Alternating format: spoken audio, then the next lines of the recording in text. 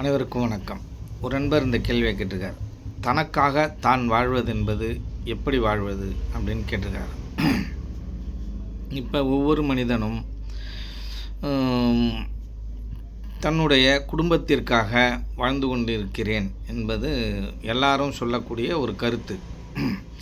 அதாவது தன் குடும்பம் அம்மா அப்பாவாக இருந்தாலும் சரி, இல்லை தன் மனைவி குழந்தை மகள்களாக இருந்தாலும் சரி, இவர்கள் யாருக்காக நீங்கள் எது செஞ்சாலுமே இவர்கள் அனைவருமே மற்றவர்கள். அவர்களோட உடலுங்கிறது வேறு, நம்மளோட உடலுங்கிறது வேறு, நம்மளோட உயிருங்கிறது வேறு, அவங்களோட உயிருங்கிறது வேறு. எப்படி பார்த்தாலும் அம்மா அப்பாவில் இருந்து நாம் வந்திருந்தாலும் அவர்கள் தொப்புள் கொடி சொந்தம் அப்படின்னு சொல்லுவாங்க. அந்த தொப்புள் கொடி அறுத்தவன இந்த உயிர் வேறு, அந்த உயிர் வேறு. அதிலேருந்தே தனித்துவம் வாய்ந்த உயிராக தான் ஒவ்வொரு உயிரும் இங்கே வளர்கிறது. இப்போ நம்ம குடும்பத்தில் இருக்கிற எல்லாருக்காகவும் நம்ம வாழுறோம்.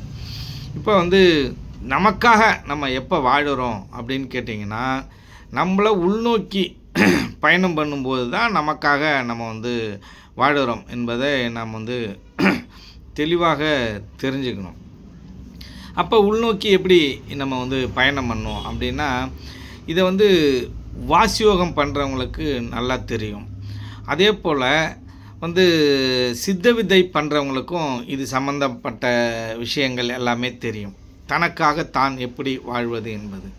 அவங்க எப்போ சித்த வித்தை செய்யும் பொழுது உள்நோக்கி தன்னுடைய ஜீவனை மேலும் கீழும் ஏற்றி இறக்கிறார்களோ அப்பொழுது தான் அவர்களோட ஜீவன் சேமிக்கப்படுகிறது. அப்பொழுது அவர்களுக்காக வாழ்கிறார்கள். மற்ற நேரங்களில் நீங்கள் வேலை செய்யும் பொழுதும் மற்ற நேரங்களிலும் உங்கள் ஜீவன் வெளிநோக்கி பயணம் பண்ணுகிறது. எந்த வேலை செஞ்சாலும் ஐம்புலன்கள் வழியாக வெளிநோக்கி பயணம் பண்ணுறது.